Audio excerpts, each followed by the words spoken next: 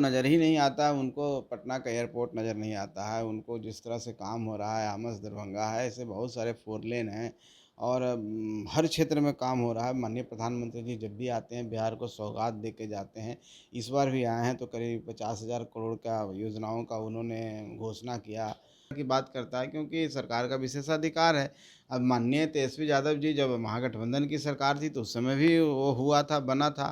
तो उस समय तो कुछ नहीं बोले, तो इस तरह की बातें करने के सिवा उनके पास कुछ है नहीं।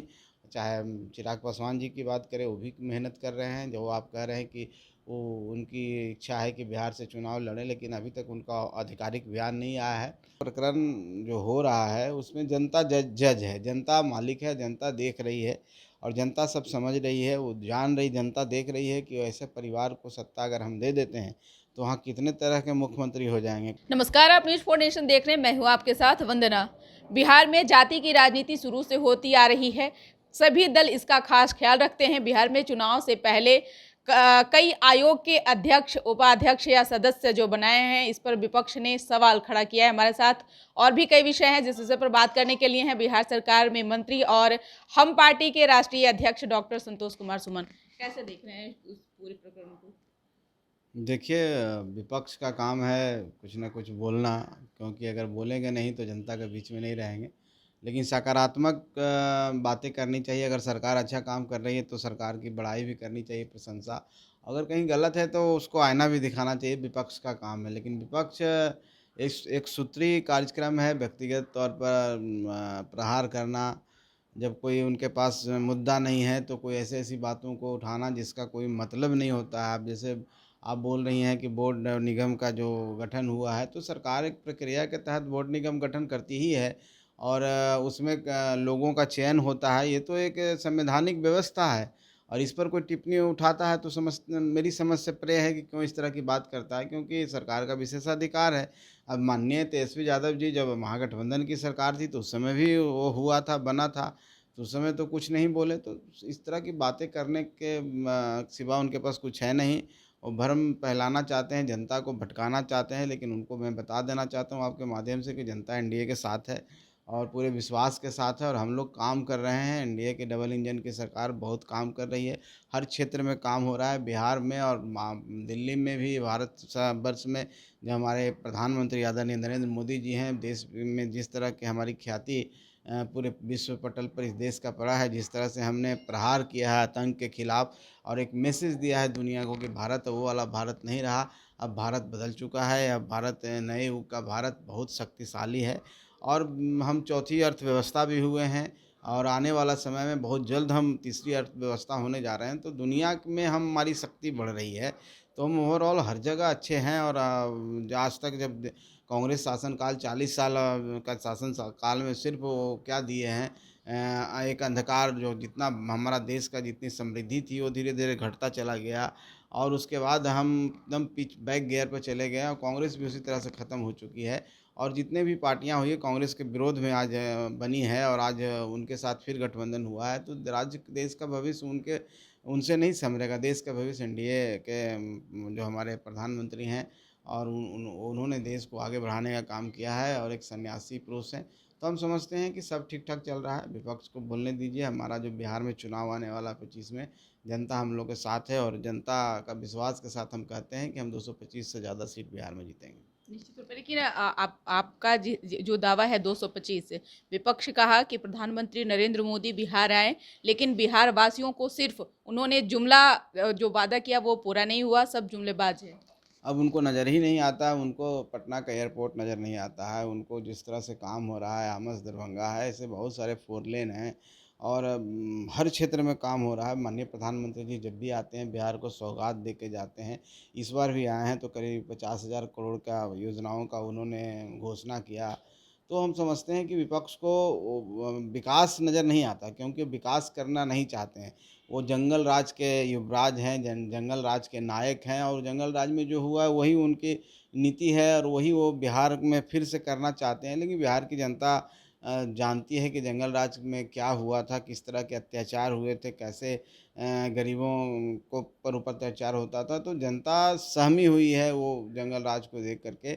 और यहाँ सुशासन का राज है। माननीय मुख्यमंत्री जी जिस तरह से बिहार को जंगल राज से निकाल करके शांति बहाल की, जिस तरह से यहाँ उद्योग धंधे खुलने शुरू हो गए, अगर कोई वो सरकार, उनकी सरकार अगर गलती से आती है तो सब रुक जाएगा। तो जनता कोई भी नहीं चाहती है कि बिहार का विकास रुके। तो हम समझते हैं कि बिहार में उनको कुछ भी कहने दीजिए, बिहार में भी एनडीए की सरकार चल रही है, पुनः एनडीए की सरकार आएगी और बहुत बहुमत के साथ आएगी। उनके कहने से ये सब कुछ नहीं होना है। संतोष जी, एक तरफ जहां चिराग पासवान का कहना है कि बिहार में अब हम सक्रिय तौर पर चुनावी मैदान में उतरेंगे, हो सके तो चुनाव लड़ने के भी अभी उन्होंने ऐलान नहीं किया, लेकिन ऐसी बातें चल रही हैं कि चिराग पासवान बिहार विधानसभा का चुनाव लड़ सकते हैं। दूसरी तरफ पार्टी जो एनडीए दल है, जिसमें कई पार्टियां शामिल है, ऐसे में अगर जीतन राम मांझी की पार्टी जो सेकुलर, उन्होंने जो नींव रखी हम का, और आज जो इतना बड़ा आप सबने मिलकर के जो विस्तार किया, क्या रणनीति रहेगी? क्या जिस तरह से आपने हमेशा से कॉम्प्रोमाइज़ किया, इस बार भी कॉम्प्रोमाइज़ करेंगे? देखिए, कंप्रोमाइज़ का मामला नहीं है ये, एक उद्देश्य की प्राप्ति का मामला है, विचारधारा का मामला है। अगर हम किसी गठबंधन के साथ हैं तो एक विचारधारा के साथ हैं, और उस विचारधारा ही सबसे बड़ी होती है। उसी विचारधारा के आसपास हम चलते हैं। उसके बाद कोई चीज़ आता है, जैसे सीट की बात अब कर रहे हैं, कंप्रोमाइज़ की बात कर रहे हो, कंप्रोमाइज़ नहीं होता है। जब हम सब घटक दल एक साथ बैठेंगे, सारी बातों पर विचार होगा, जो जीतने वाले कैंडिडेट होंगे किसी भी दल के पास होंगे, उनको निश्चित तौर पर मौका दिया जाएगा। उसी में सीटों का तालमेल जिसको कहिए, समन्वय कहिए, चाहे सीटों की संख्या पर विचार की जाएगी। और हम समझते हैं कि सभी लोग, पूरे एनडीए एक दूसरे के साथ इंटैक्ट है, और सबका सम्मान एनडीए का सम्मान है। और सीटों में भी आप देखेंगे कि सबको सम्मान दिया जाएगा, और कहीं पर कोई किसी को कोई कष्ट नहीं होगा, कहीं पर कोई बातें नहीं आएगी। सब मिलकर के उत्साह के साथ, पूरे कार्यकर्ताओं के उत्साह के साथ हम लोग एक साथ चुनाव मैदान में आएंगे। तो इस तरह का कोई हम समझते हैं कि एनडीए के में घटक दल में नहीं है। हाँ, महागठबंधन में आप देख रहे होंगे कांग्रेस का डिमांड रोज़ आ रहा है, सब दल डिमांड कर रहे हैं। कांग्रेस से 100 सीट कभी बोलते हैं, कभी कुछ बोलते हैं, कभी कन्हैया जी आते हैं तो कभी पप्पू यादव जी कांग्रेस में न रह के भी कांग्रेसी हो जाते हैं। और यहाँ साहनी जी अपने आप को डिप्टी सीएम घोषित कर दिए हैं, 60 सीट मांगते हैं। तो वहाँ देखेंगे कि तो पूरी पूरी द्वंद्व है, उस तरह का वातावरण फैला हुआ है। तो उन लोग चाहते हैं कि यहाँ भी इस तरह के हो, लेकिन यहाँ पर कोई और नहीं कह रहा है। सब अपने अपने काम में लगे हुए हैं। चाहे हम चिराग पासवान जी की बात करें, वो भी मेहनत कर रहे हैं। जो आप कह रहे हैं कि वो उनकी इच्छा है कि बिहार से चुनाव लड़ें, लेकिन अभी तक उनका आधिकारिक बयान नहीं आया है। वो जहाँ भी हैं, जिस जगह है, मान लीजिए कि लोकसभा में भी हैं, माननीय मंत्री हैं, तो वहाँ से भी बिहार के काम कर सकते हैं। बिहार से ही वो जीत के गए हैं, और बिहार की जनता ने उनको जिता के भेजा है, उनको आशीर्वाद दिया है कि बिहार की आप सेवा करें। तो वो सेवा आप किसी रूप में कर सकते हैं। ये कोई ज़रूरी नहीं कि आप विधायकियाँ बन करके वो काम कर सकते हैं। आप वहाँ भी रह करके उतना ही काम कर सकते हैं जितना आप यहाँ रह के काम करते हैं। हाँ, पार्टी के रूप में पार्टी के कार्यकर्ताओं के एक अलग जोश होता है, एक अलग मांग होती है। अगर उन लोग चाहते हैं कि हमारे नेता यहाँ चुनाव लड़ें, तो चुनाव लड़ने से एक उत्साह आएगा, उनके कार्यकर्ताओं में उत्साह आएगा, तो निश्चित तौर पर वो रिजल्ट में परिणत होगा।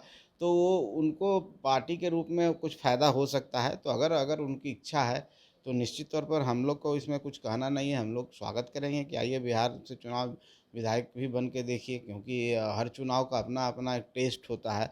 लोकसभा का अलग होता है, विधानसभा का अलग होता है। तो ये परिपक्वता ये आएगी, सीखने को मिलेगा। तो जो भी करेंगे एनडीए के पक्ष में हो, एनडीए के भलाई में हो, बिहार की भलाई में हो, तो हम उनका स्वागत करेंगे। एक और सवाल है, तेज प्रताप यादव जो हमेशा सुर्खियों में रहते हैं, एक बार उन्होंने फिर से ट्वीट के माध्यम से इमोशनल कार्ड खेला। क्या लगता है कि जो उनका एक्स पर जो पोस्ट किया हुआ है वो डैमेज कंट्रोल कर पाएगा, या फिर जो लालू प्रसाद यादव ने उनके खिलाफ एक्शन लिया, एक्शन कागजी तौर पर नहीं है, बस ऐसे ही एक सोशल मीडिया पर उन्होंने पोस्ट किया? क्योंकि अगर पार्टी से कोई भी किसी को हटाता है या फिर परिवार से किसी को बेदखल करता है तो बाकायदा कोर्ट और विधानसभा तरफ रुख करता है, ऐसा नहीं देखा गया है। कैसे देख रहे हैं? तेज प्रताप यादव ने अपने ही पार्टी के अंदर लोगों पर आरोप लगाया और कहा है कि जयचंद हमारे घर के अंदर भी हैं और बाहर भी हैं। तो जयचंद उन्होंने किसको बताया? देखिए, तेज प्रताप जी का क्या मंशा है, उनके अंदर क्या चल रहा है, पार्टी में क्या कला है, ये सब देखिए एक पारिवारिक मामला है और उनका व्यक्तिगत मामला है। इसमें बहुत ज़्यादा जानकारी हमें नहीं है।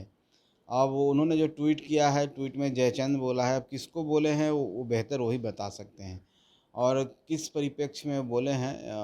वहाँ पर भी एक तरह से समझिए कि ये राष्ट्रीय जनता दल में जिस तरह से उनके परिवार के लोग हावी हैं, उससे महत्वाकांक्षा सबकी महत्वाकांक्षा है और महत्वाकांक्षा जब सबकी बढ़ जाती है तो जनहित को लोग छोड़ देते हैं। वही वहाँ पर हो रहा है, जनता से कोई मतलब नहीं है, अपने लोग कैसे एडजस्ट हो जाए, उसी आशाकशी में इस तरह का स्टेटमेंट आया है। हम समझते हैं कि आदरणीय लालू यादव जी अभी हैं, उनको आगे बढ़ कर के इन सब चीज़ों को देखना चाहिए और निश्चित तौर पर जिस तरह से पार्टी से उनको निकाला गया है तो एक हम समझते हैं कि पार्टी से कह देने से न कोई निकलता है, न परिवार से कोई निकलता है। परिवार से भी निकालने के लिए बहुत सारी प्रक्रिया है, लेकिन ठीक है, लालू यादव जी ने डैमेज कंट्रोल किया और तुरंत कुछ बातों को वहाँ पर रोक दिए, तो उनका आंतरिक मामला है। हम समझते हैं कि राजनीति से उसको नहीं लेना चाहिए। और जयचंद भी बोले हैं, तो जिन पर वो बोले हैं हम समझते हैं कि वो खुल फिर आएंगे, फिर आके बोलेंगे हम किनको बोले हैं। तो अगर वो ये सोचते होंगे कि राष्ट्रीय जनता दल में कुछ सुधार हो, कुछ बदलाव हो, तो उन लोगों को सोचना है। बाकी इस तरह के प्रकरण जो हो रहा है उसमें जनता जज है, जनता मालिक है, जनता देख रही है और जनता सब समझ रही है, वो जान रही, जनता देख रही है कि ऐसे परिवार को सत्ता अगर हम दे देते हैं तो वहाँ कितने तरह के मुख्यमंत्री हो जाएंगे। कोई सुपर मुख्यमंत्री हो जाएंगे, कुछ शैडो मुख्यमंत्री हो जाएंगे, कोई मुख्यमंत्री के चेहरा हो जाएंगे। तो ऐसे लोगों के हाथ में सत्ता सौंपने का मतलब है कि राज्य का दुर्भाग्य है। तो जनता समझती है और एनडीए में जहाँ तक नीति है, नेता हैं, हमारे पास विज़न है, तो और हम काम भी कर रहे हैं, जनता का विश्वास भी है, तो हम और मजबूत हो रहे हैं। और ऐसे होने दीजिए, उससे हम लोग कोई फ़र्क नहीं पड़ता है।